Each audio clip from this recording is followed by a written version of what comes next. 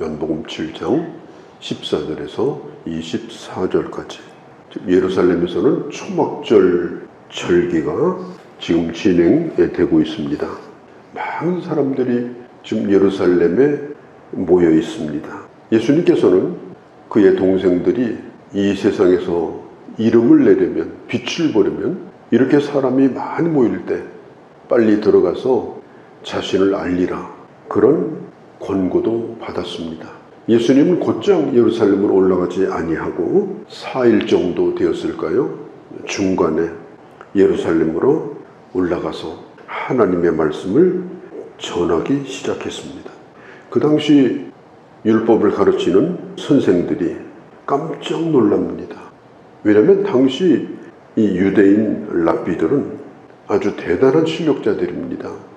어릴 때부터 율법을 교육받고 정규과정을 거치고 또 선생을 만나서 아주 집중교육을 받고 또 많은 사람들에게 하나님의 말씀을 가르치는 경험이 있고 성경에 대하여 모르는 것이 없을 정도로 아주 능통한 실력을 가진 사람들이 당시 유대인 랍비들이었어요. 그들이 예수님의 말씀을 듣고 놀랍니다. 궁금해합니다. 도대체 저 예수님에게서 나오는 저 말씀은 어디서 나오는 거냐? 그 출처가 뭐냐? 예수님께서 말씀합니다. 내가 하는 말은 나를 보내신 하나님의 말씀이다. 아버지께서 일하시니 나도 지금 일하고 있다. 그렇게 자기 자신을 변호하십니다. 그때 당시 유대인 랍비들이 그 사람의 실력과 능력을 볼 때 기준이 뭐였는가 하면 학력과 경력, 그런 배경들입니다. 예수님은 아무것도 내놓을 게 없습니다. 그런데 주님이 가르치는 말씀을 보면 굉장히 말씀이 명료하고 자기들이 전하는 것하고 전혀 틀려요. 아주 탁월합니다. 알아듣기 쉽습니다. 이 랍비들은 어떻게 하더니 쉽게 가르치고 백성들이 그 말씀대로 살게 하려고 하는 그런 생각이 없었어요.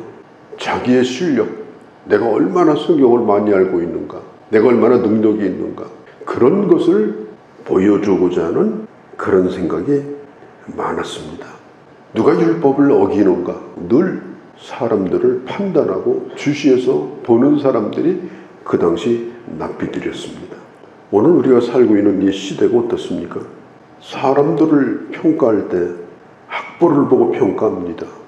어떤 교수에게 배웠느냐, 학위는 뭐냐, 그런 걸 봅니다. 그 사람의 숨어있는 실력, 그 사람의 진정한 가치, 이런 것을 생각하지 않습니다. 우리가 사람을 볼 때 외모로 판단하지 말아야 됩니다. 특별히 학력을 가지고 한 사람의 진가를 함부로 판단하는 것은 이것은 대단히 큰 오류를 낳을 수가 있어요. 외모보다는 중심이 중요합니다. 학력보다는 실력이 중요합니다. 당시 사람들은 예수님을 바라볼 때 나사렛 출신의 목수의 아들로, 가난한 동네 출신으로 그렇게 보았어요. 그런데 문제는 뭐냐? 예수님의 말씀을 들을 때마다 깜짝 놀라는 거예요. 도대체 어떻게 저런 말씀을 전하시는가? 심지어 15절에 보면 이렇게 질문을 던져요. 당신은 글을 읽을 줄 아는가? 당신은 글을 아는가? 아니면 이게 어디서 주워 들은 얘기인가? 당시 그 랍비들은 당황하면서도 예수님을 향해서 시비를 겁니다.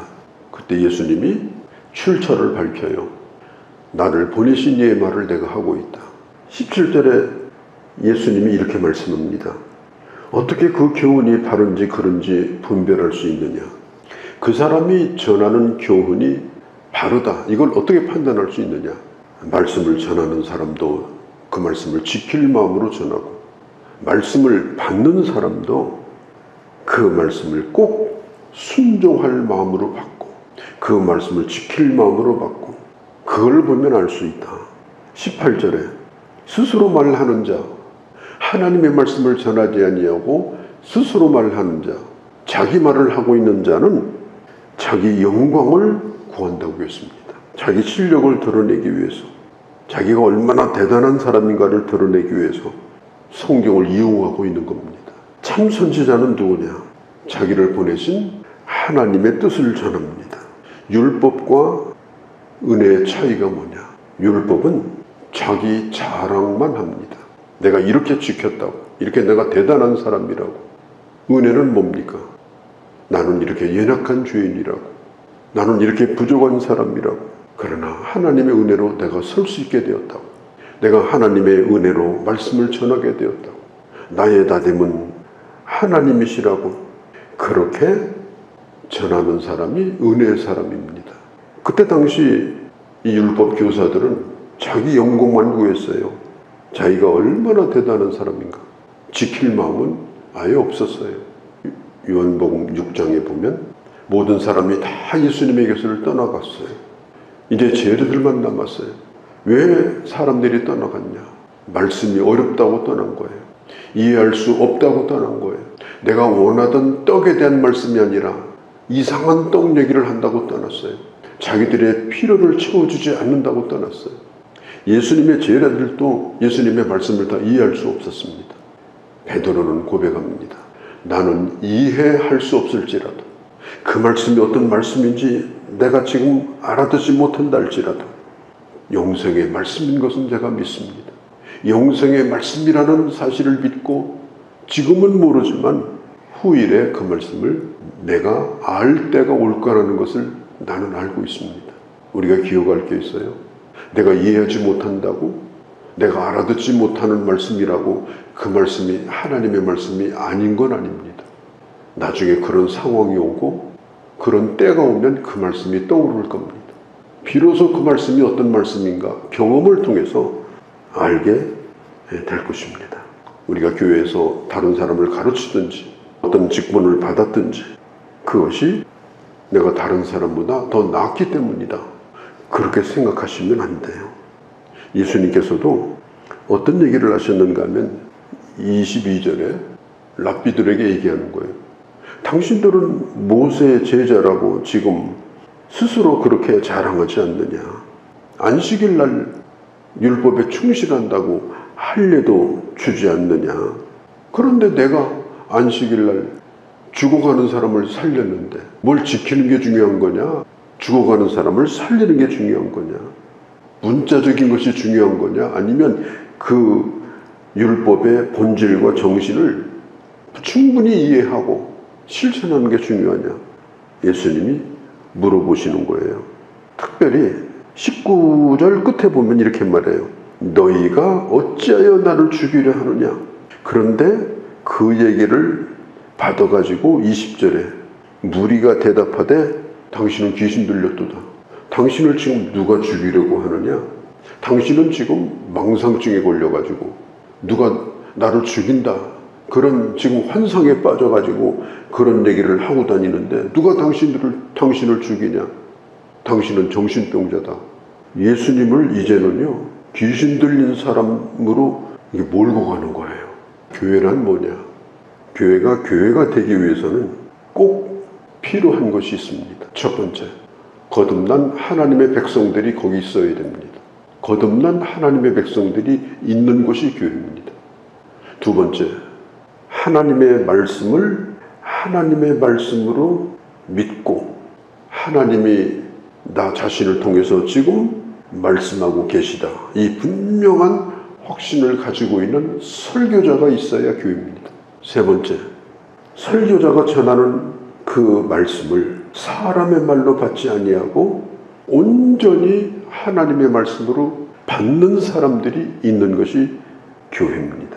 뒤집어서 말하면 거듭나지 아니한 사람들이 모여 앉아 있고 하나님의 말씀인지 아닌지 관심이 없어요. 자기 말을 하고 있는 설교자가 있고 말씀을 하나님의 말씀으로 믿지도 않고 자기 멋대로 해석하고 비판하고 평가하고 그런 사람들이 모여 앉아 있고, 한마디로 말하면 그건 교회가 아닙니다.